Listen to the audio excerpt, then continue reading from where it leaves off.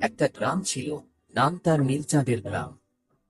এই গ্রামে রাত নামতো খুব নরম ভাবে, যেন কেউ আকাশ থেকে নীল রঙের কম্বল নামিয়ে দিত, আর তার উপর ছোট ছোট তারা ঝিলমিল করে হাসত। এই গ্রামে ঘড়ির কাঁটা জোরে শব্দ করত না।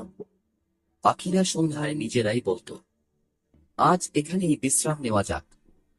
গ্রামের একদম শেষ প্রান্তে একটা ছোট্ট মাটির ঘর ছিল। ঘরের জানালার পাশে দাঁড়িয়ে থাকত একটা পুরনো আম গাছ। আম গাছটা খুব বুদ্ধিমান ছিল। সে জানতো মানুষ কখন ক্লান্ত হয় না হয়।